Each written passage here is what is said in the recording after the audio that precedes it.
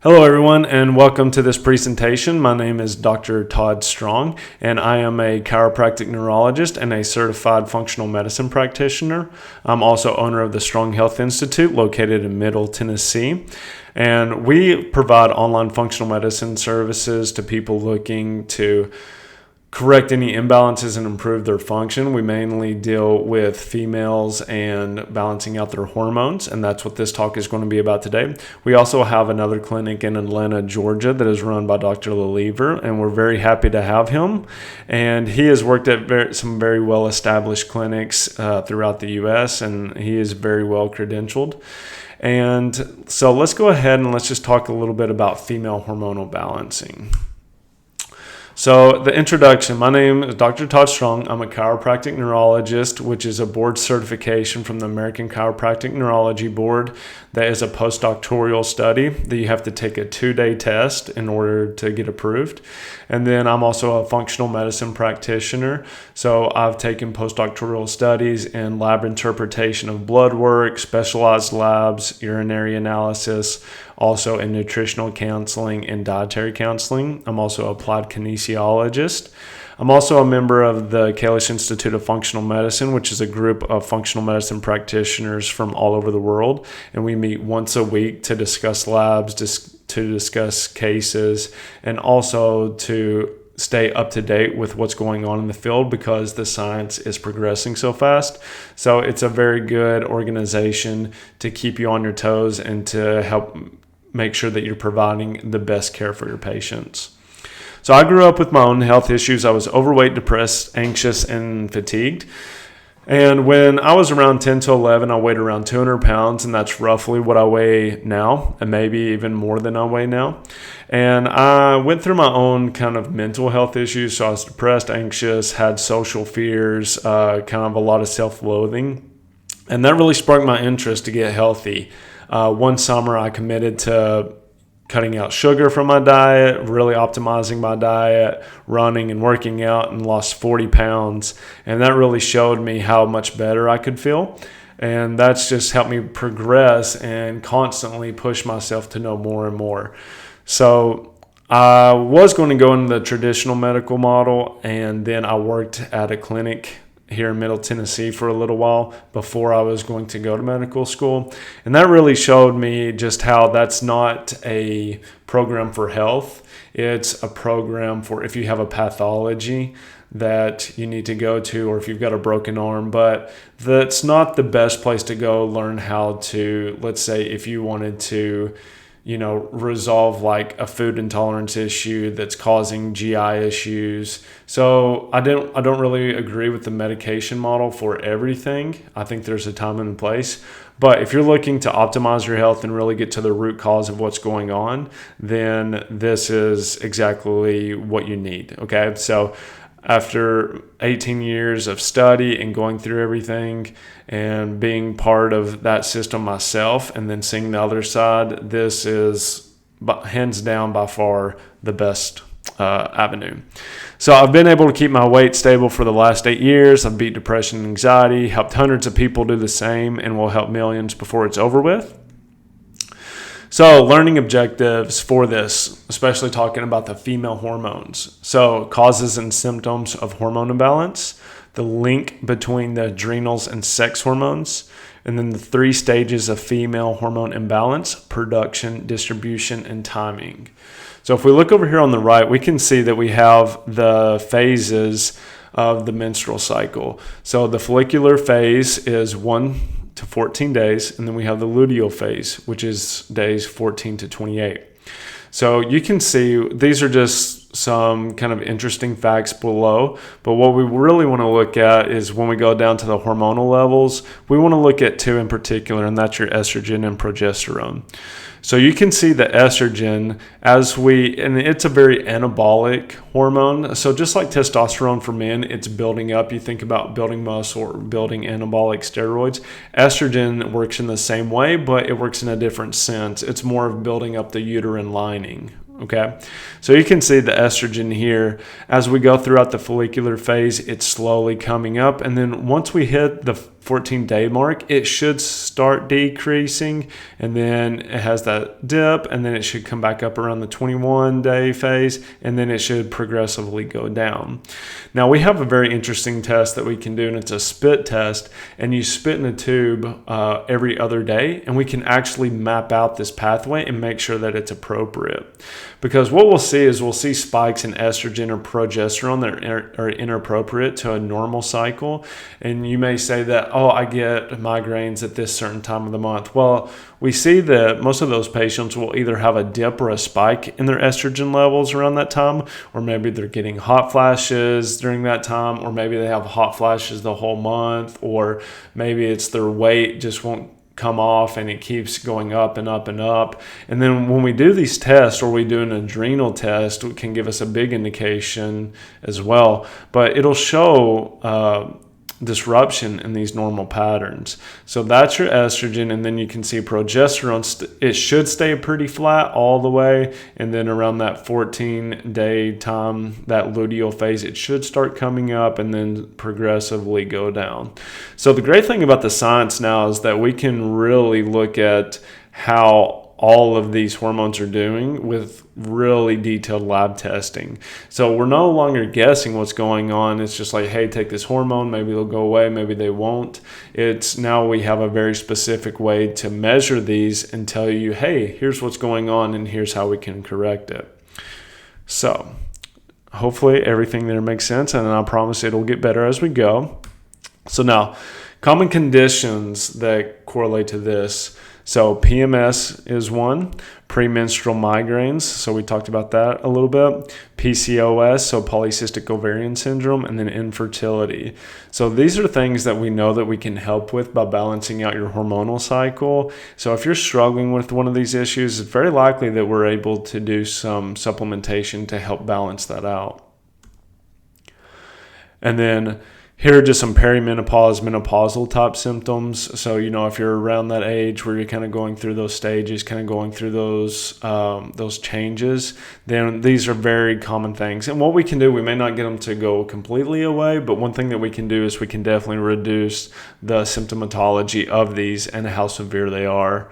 So, most of the time it's very active women, type A, very focused on other things besides themselves. So they're going in and having weight gain. Maybe they're having trouble sleeping. They're unrested because they're worried about everybody else besides themselves. They're not taking time for themselves.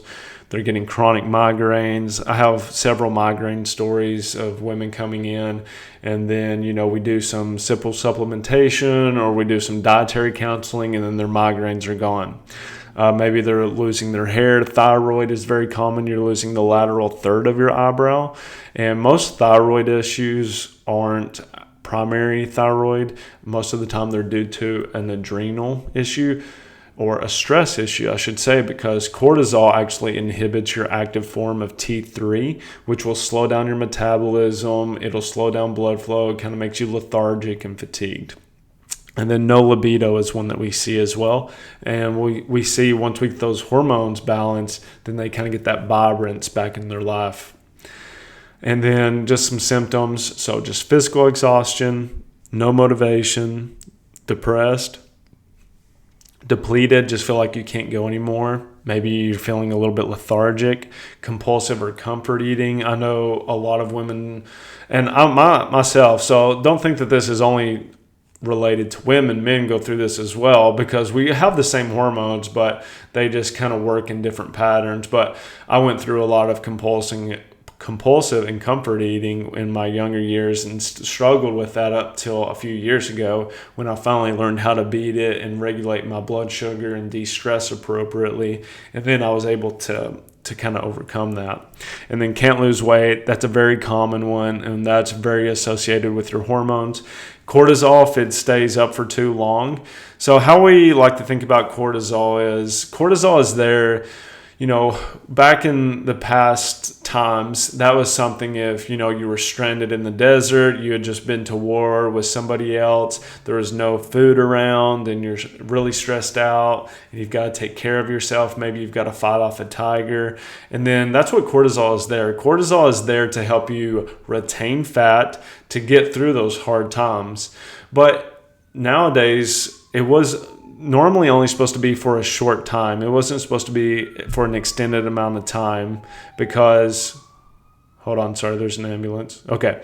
So, because if we did that, then you would just deplete yourself and you wouldn't be able to survive, right? You would exhaust yourself. But now it's everybody's stressed out or they're not taking time to de-stress enough. And what's happening is these cortisol patterns are causing people to not be able to lose weight. It's causing hormonal imbalances. It's causing you to be fatigued because you don't have appropriate blood sugar. It's causing you to have kind of like the love handle or kind of like the belly pudge.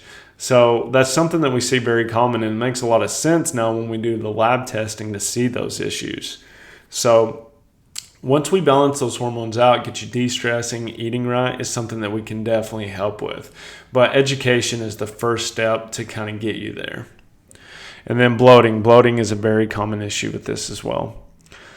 So symptoms of hormonal imbalance. So hot flashes and night sweats, PMS and mood swings, food addiction, compulsive overeating, alcohol use to relax cramping, fat, fatigued, or depressed, osteoporosis, breast cancer, heart disease, anxiety, insomnia, hair loss, poor bladder control, infertility, irregular cycles, poor reactions to estrogen.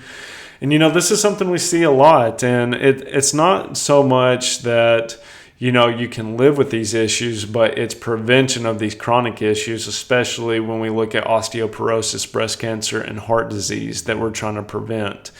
Because if you look at the statistics, a lot of the times those are the major killers in the society. And so preventing those are the job of functional medicine practitioners and health coaches. And we're trying to educate you about how to prevent these so that you get to your 80s and you're still going cross-country snow skiing, or you're going out on the beach and feeling confident about yourself, or you're just living your best life. And that's basically what we're looking at doing. So if you can relate to any of these issues, then this is something that we may want to look at and see if we can help you with, okay? Causes of hormonal imbalance, emotional stress, so your perception of event. So, a lot of the times I think I have this myself, and then I see it in some of my patients, and you may perceive an event worse than it really is, and that causes you to stress out about it, and you're constantly thinking about it, and you're like, oh man, what's going to happen? And then most of the time nothing does, right? You have the worst fear about it, but then nothing comes to fruition and everything is fine. But what does that do? It's kind of like a state trooper coming up behind you in a car, and you're like, oh man, what did I do wrong? And your heart rate starts going up, and then you start sweating, and then you notice your pulse starts going a lot faster, and that causes changes in your body chemically. And so emotions and your emotional stress can affect you physically, and they can affect your biochemistry. They'll deplete you of hormones because now you're using up all your B vitamins to get ready. You're like, oh man, do I need to run away from this cop, or have I got to fight him? Which I don't recommend. This is just an example. But you see how that can really deplete your resources, right? Because you're preparing for that tiger, that state trooper, or maybe it's somebody that you think might rob you, or maybe you're worried about oncoming traffic. So you can see how that constant loop keeps going back and forth, and you're using up those resources that would otherwise be able to help you with your willpower to fight a chocolate craving or a sugar craving or something else. And then dietary stress, blood sugar fluctuations. All the time I see people not eating appropriately, and they're trying to do intermittent fasting, and they're trying to do keto, and they're trying to do all these different things, but they're unhealthy to start with. And what we find is that you need to eat 5 meals a day. You need a breakfast, snack, lunch, snack, and dinner. And that's really more appropriate because that's going to balance your blood sugar and get you to a healthy hormonal rhythm, rather than it's like I'm going to fast and then I'm going to secrete cortisol because I think that I'm starving, or I'm going to do keto for this extended amount of time, or I'm going to try this other fad diet. So it gets really complicated, and we keep things super simple. I've got a group now that we're going to be talking about intermittent fasting and how to use it to optimize your function. But we've got to get you to a certain point beforehand before we can still start doing those more advanced strategies. Because if you don't do that and you don't have the resources, you're really going to mess up your metabolism and you're going to mess up your hormones. And then pain and hidden inflammation, so inflammatory foods, GI pathogens and toxins. Inflammatory foods, most of the time when people come to me and they're chronically inflamed or they're fatigued, most of the time we eliminate the most toxic foods. So that's gluten, that's corn, that's sugar, that's dairy, that's going to be your nightshades. And we get rid of those, and a lot of times people feel a lot better. Stimulants is another one, especially coffee. And I tell everybody you don't need to come off of it per se, but you do need to come off of it for a while. And then, you need to detox or come down off of it about every 4 weeks. Just like with anything else in life, exercise isn't meant to be done 100% 365 days a year. You need to come down about every 4 weeks, especially if you're working all day, you've got kids, and you've got all these other stressors. It's supposed to be a de-stressor. It's not supposed to stress your body out even more. And that's where a lot of people make mistakes. And then GI pathogens, you see it more commonly than you would think. Probably around 60% of U.S. Americans have some sort of pathogen or bacterial overgrowth or inflammation in their GI. I don't think I've seen a normal GI test yet. And it's one of those things, that gut feeling that just makes you feel nauseous and, butterflies in your stomachs. It could be due to a GI pathogen or something going on in your stomach. And then toxins, that's like your heavy metals, mercury poisoning. It could be due to a food. Maybe you have a toxin that way. Maybe it's your job that you're exposed to heavy metals. So it's always something. You need a very roundabout system to look at all these pathways. So causes of hormonal imbalance. So xenoestrogens, highly estrogenic, fat-soluble, non-biodegradable. So all that means is that they will get stuck in your fat once you're absorbed. And you see these a lot of times in, as it says below, animal fats, non-green detergents or cosmetics, plastics, pesticides, herbicides. And especially with the pesticides and herbicides, you see this with like Roundup, and there's these lawsuits against Monsanto now for non-Hodgkin's lymphoma. So you can see that there is evidence that these environmental influences can cause these very deadly and very chronic issues such as cancers.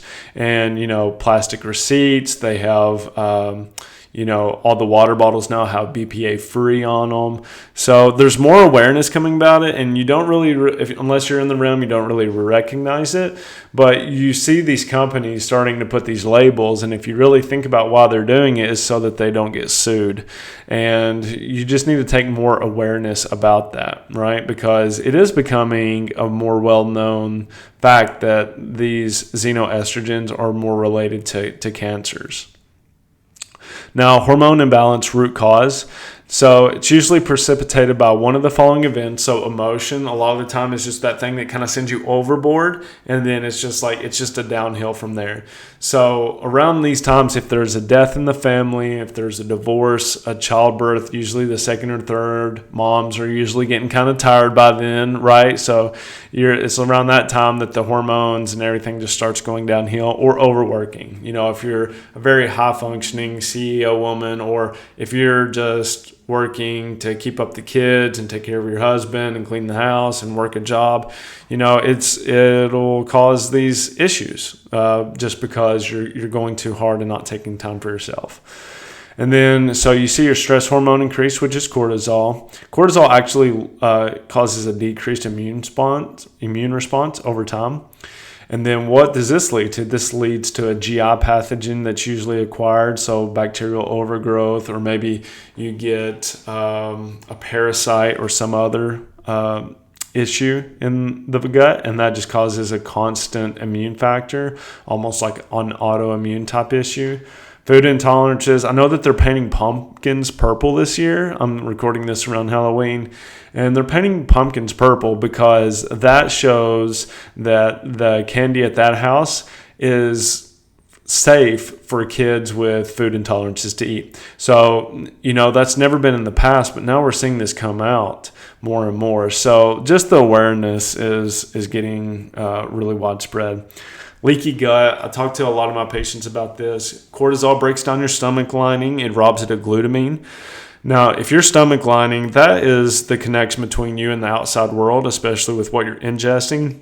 If that gets broken down, then bacteria, viruses, and proteins have free range in your bloodstream, and they can go anywhere in your body. They can go to your brain and cause brain fog. They can go to your knees and cause arthritic type symptoms. They could go to your shoulder and cause pain.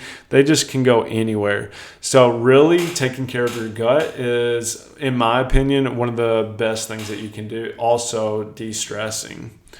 And then the toxins build up, your detox system gets overwhelmed, especially your liver. Your liver is where you convert a lot of your sex hormones, plus 60% of your thyroid hormone from T4 to metabolically active T3. So if your detox system is already overburdened, then what it's going to do, it's going to put the hormonal system on the back burner, and it's going to work on these detoxification pathways to get rid of all these toxins that you're ingesting, especially if you're not doing a detox.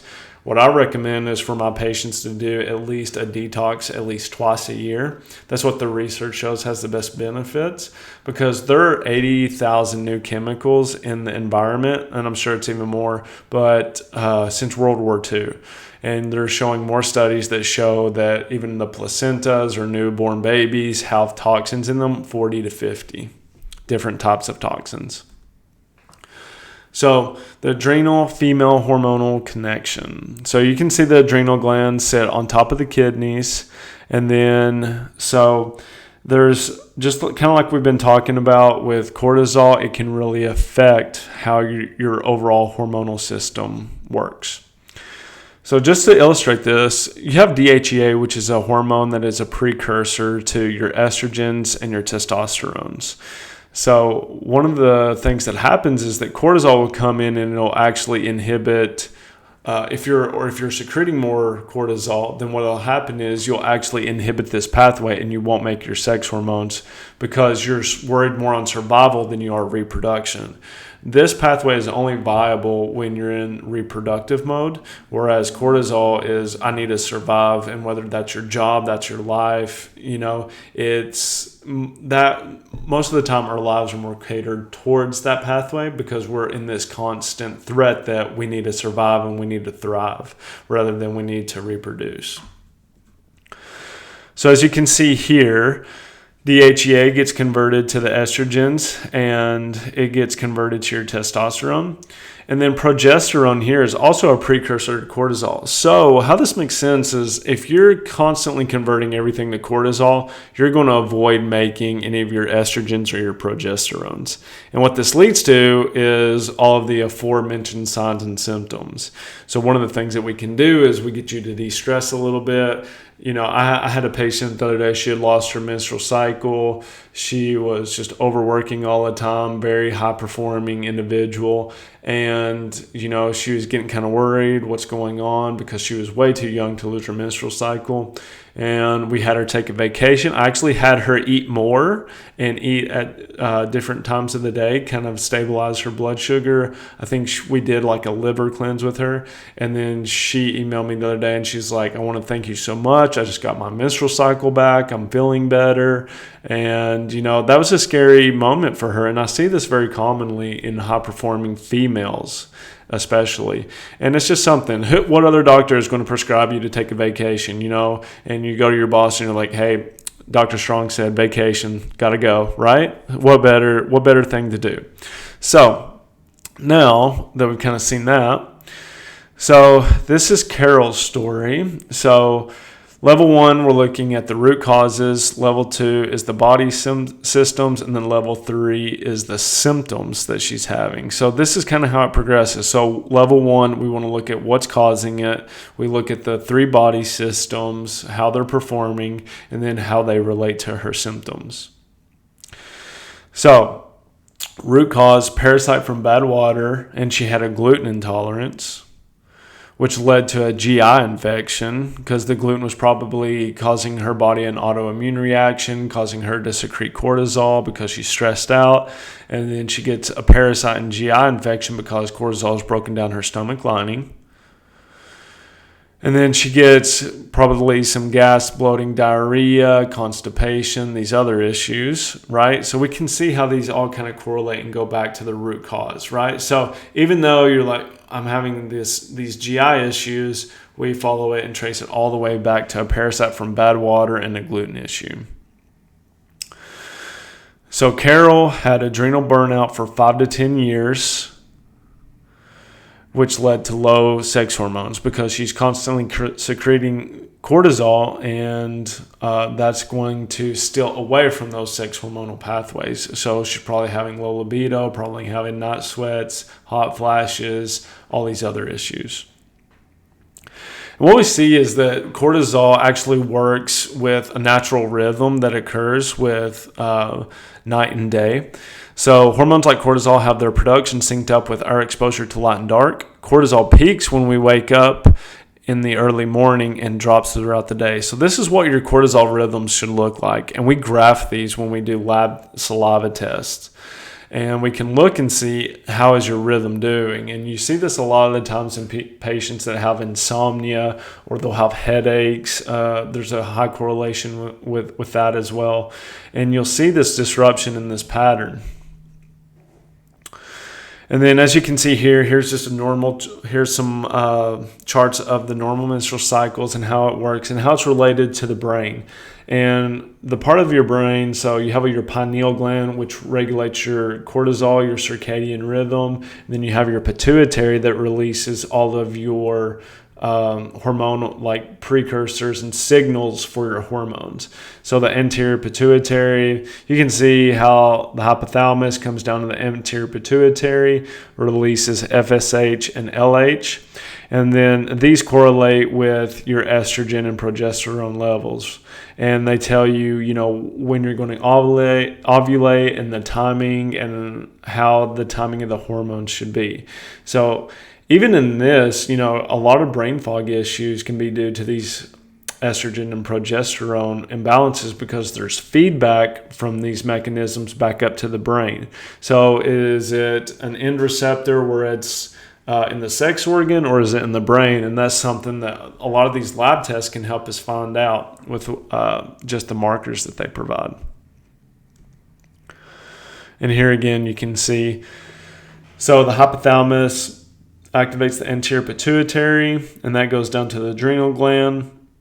So you secrete cortisol, and the metabolic effects of cortisol, are good in the short term, bad in the long term. And this sends negative feedback loops to the brain, right? And you can see how stress will affect this, and it'll cause you to actually secrete more cortisol because it's activating the whole cycle. Whereas there should be a normal feedback loop if you look on the right side where cortisol actually inhibits that. But the metabolic effects of it, if you're constantly in a stressed out state, will lead to more and more stress, causing you to just continually fire this loop and leading to the symptoms. Sorry, this is a little bit of a complex chart, but just that's kind of how the overall system works. And then here we see what's called pregnenolone still. You can see your cholesterol makes pregnenolone, and you need B5 in order to make that. We found B vitamin deficiencies very common actually in a lot of our patients. And you would think in America where you have an abundance that isn't an issue, but we found that that's not the case whatsoever because most people are eating poor foods. If you look at processed foods, most of them have been fortified with vitamins and minerals because they rob them of the nature through the processing, taking them through the processing. And so what we do, we add some B vitamins, and a lot of the times people feel a whole lot better. But you'll see how if you're going to secrete cortisol, it'll actually cause what's called a pregnenolone steal, and you go from progesterone to cortisol. And everybody feels better when they get a cortisone shot, right? And why is that? It's because cortisol makes you feel good in the short term, but in long-term effects, it has detrimental effects. And you see a lot of the time that people who get chronic cortisone shots, they'll actually start getting these autoimmune type issues like a Cushing syndrome, where they're gaining weight and they've got these striations, and then they've got what's called a moon face. And yeah, it's great for them in the short term, but you're not thinking down the road of long-term implications. And the traditional medical model will sometimes ignore that fact, and then they'll cause these autoimmune issues of chronic weight gain. Then you can see here how pregnenolone will also rob you of DHEA, the dehydroepiandrosterone, and then that'll prevent you from making your testosterone and estrogen. So 3 common failures that we see. Fail to start with the adrenals and GI, fail to fix diet and lifestyle. That's a big issue that a lot of practitioners kind of miss, and they don't address that fact. So we're looking at long-term health here. So according to the model and all the research, you have to start with the adrenals. If you don't fix the adrenals, then, and let's say we just went to the GI system, then you'll continually break down your gut lining, and you'll just have to keep putting more and more supplementation into that to feed that stomach lining. Whereas if you start with the adrenals and fix the cortisol patterns first, then the stomach can heal. Then you fix the GI issues if there's a pathogen in there, if they have a dysbiosis or inflammation. And then diet and lifestyle, taking time to de-stress, doing a pretty clean diet. I generally tell people once they're relatively healthy to do an 80-20 rule. And that's something we do in our coaching program and show you how to do that, because it's life. Everybody wants to eat chocolate every once in a while. Everybody wants to have something sugary, but it's a balance of the two. And it's understanding why you're doing the things that you're doing so that you don't develop these chronic issues. And then another thing is we see the use of excess creams, especially progesterone creams. You'll see that people do that, and then that can cause issues, if you're touching another loved one, or if you come in contact with somebody else, and that can deliver a dose to them, or they're absorbing too much and it's just causing a huge fluctuation in their hormones, and they may feel good for a while, and then the negative feedback loops in the brain go haywire, and it ends up crashing out your hormonal system. And then another failure is failure to recognize that hormones are responders and not causes. So most people will run your hormones, and that's why we do cortisol tests and DHEA, and then we run these other metabolic tests to see what is really going on. Because if you run your estrogen and testosterone and they're low, it's like, well, why are they low? And you see that commonly with thyroid. You say, why is the thyroid low? Is it a liver detoxification problem because 60% of your conversion happens in the liver? Or is it something else that's going on? Is it that you have mercury toxicity? Do you have an autoimmune issue to gluten? Gluten a lot of the times will cause thyroid issues. So there's more to the picture, and for a long time we're seeing now that just giving people hormones isn't necessarily working, and it's racking up these huge medical bills, and then it's causing all these other side effects. So we have to find the root cause of it, and so that's what that statement is. We need to find the cause and realize that the response of the hormones to that issue is just one part of the puzzle. So the KALISH method approach, lab testing, and then we use natural supplements plus diet and lifestyle changes, and that equals health. And a saying that I like to use is, when we focus on your health issues go away. So step 1, what we do is we start with the adrenal programs. We run a saliva lab testing. There are no blood tests. You spit in a tube 4 times a day. We map out your cortisol levels. We look at your DHEA. And we say, okay, here's what's going on. Here's how we're going to correct it with some natural supplements, and then just some dietary and lifestyle changes.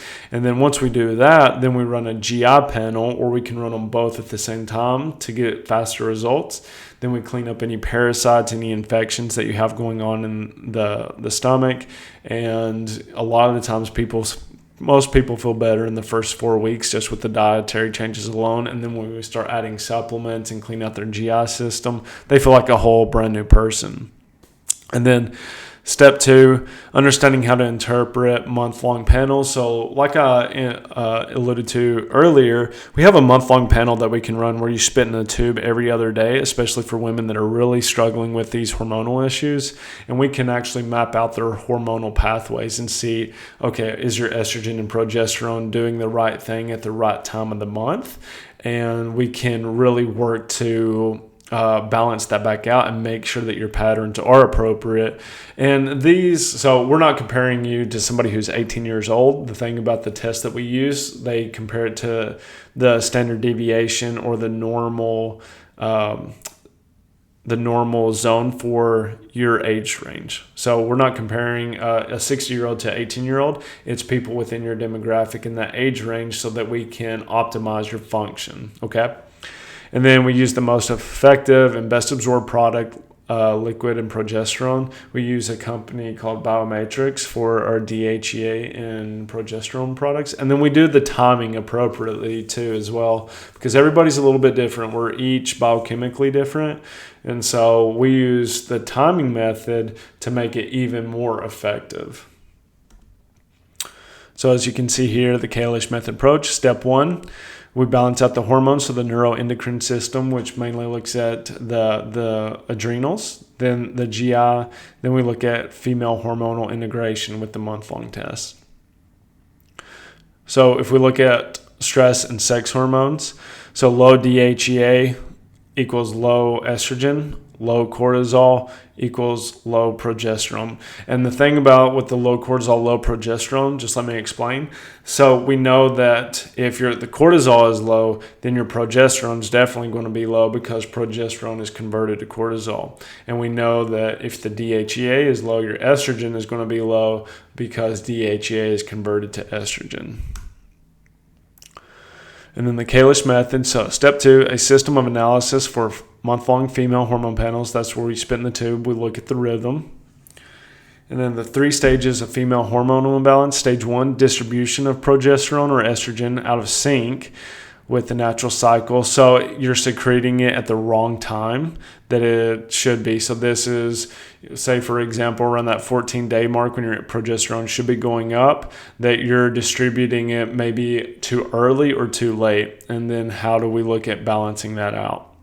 And then stage 2 is low production. So this is just the normal levels just aren't produced appropriately.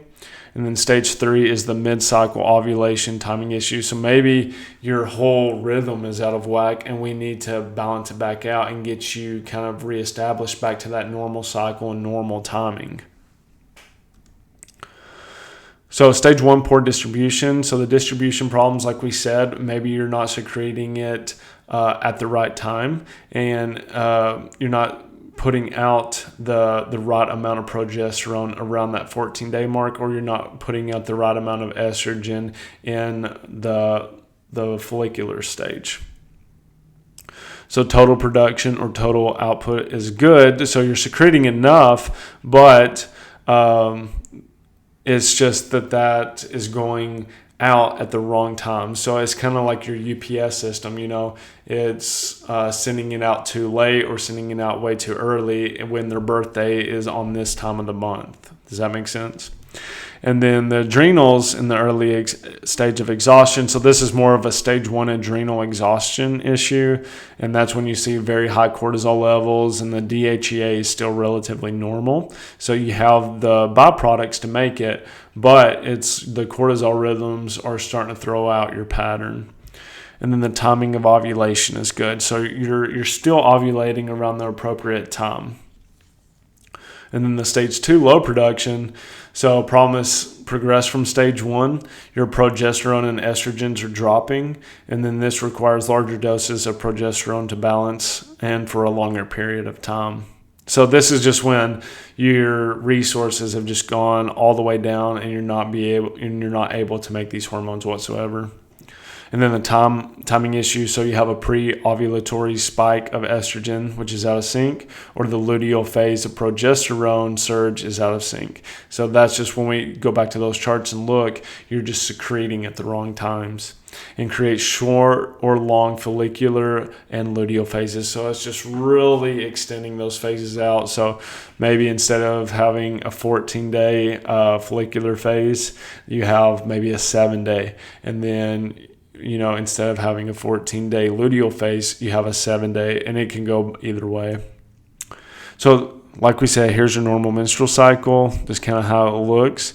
So as you can see, let's just go down and look at the blood levels of estrogen. You see how they should be spiking around that's probably around like the 10-day mark, somewhere in there. Then they should be dropping down to that around that 14-day mark. And then your progesterone levels should be going up. And then estrogen is pretty stable throughout the whole time. And then around that end of the time, when you're starting to shed the uterine lining, all of those should come down. So impact of the 3 stages. So stage 1 is distribution problem. Drops in progesterone cause PMS symptoms the week before period starts each month. Drops in estrogen can trigger premenstrual migraines at a specific time of each month. Stage 2 low output problems lead to widespread cycle-long symptoms from constant low levels such as low libido and poor memory. And then timing problems, short follicular phase impacts fertility. Long follicular phase can lead to excessive bleeding. So here's just a case study. So you can see Christy, she's 34 years old and executive assistant. She's having hot flashes, trying to get pregnant, early miscarriage, bleeding, spotting between periods. Major complaint is hot flashes, last through entire cycle and worsen before I start my period. On birth control from age 16 to 24. So birth control is kind of one of those things. Did it mess it up? Well, maybe it did. And then stage 2, adrenal fatigue. And then she also had a bacterial infection. And you can see down here at the bottom, you can see how her estrogen, this is her estrogen on the top and her progesterone on the bottom. And you can see how her estrogen dips down before it should. So around that, I believe that's like the 7 to 8 day mark, it's dipping down, and then it goes up, and then it comes and levels back out, and it's probably staying a little bit too high after that 14-day mark. Okay, so you can kind of see here how we can map out and see where she's having those issues. And then her progesterone is dropping way down, as we can see around that 25 to 26 day mark, when it should still be elevated and dropping off. So a severe spike or a severe drop in those progesterone levels could be associated with what she's experiencing. And let me just make sure I covered everything. Okay, yep. And then you can see here how we just kind of map everything out. This is kind of what the lab test looks like. This is from the monthly test where she spits in a tube. And then this is Leslie. She's age 39, a successful executive, CEO, suffering from the depression, fatigue, hot flashes, and night sweats. She's in stage 3 adrenal fatigue, and she had a H. pylori infection. So stage 3 is when it's the worst, and you can see that that caused her a lot of issues with her hormones and how they're secreting. And you can see how her estrogen is just way off, and that's a really big timing issue.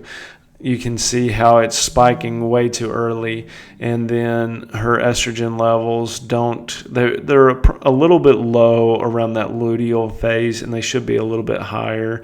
And then her progesterone, she's got another spike, just as we saw in the last case, where she's got a dip and it spikes back up.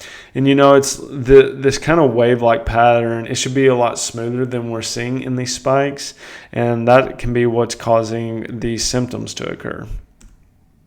And so this is hers. This is just how each of the tests was measured and what her result was. And then, so just a summary, just to give you a little bit of an idea. So the development of female hormone imbalances relates to the stress hormone cortisol, your GI, could be an infection, and detox problems. So we start by addressing the adrenal and GI systems first in order to ensure that we make sure that the hormones are set up to thrive. And this isn't just like an overnight process. It does take a while because healing takes some time, and you didn't get there overnight, so neither does the healing process. So using a month-long female hormonal panel, we can use that to determine the stage of female hormonal imbalance and then create an appropriate treatment plan for that person, which is great. And we see a lot of people have resolution of their symptoms afterwards. So if you're interested in becoming a patient of mine, you can read my FAQ sheet. It's on the stronghealthinstitute.com.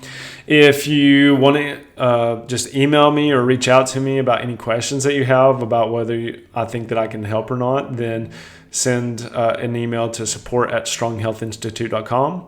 And then you can also schedule a free 15-minute consult on our website. I always do free 15-minute consults to see and tell you whether I think that I can help or not, because I don't want to tell you that I can help and then you spend all this money and then I can't. Our success rate is really good, and we're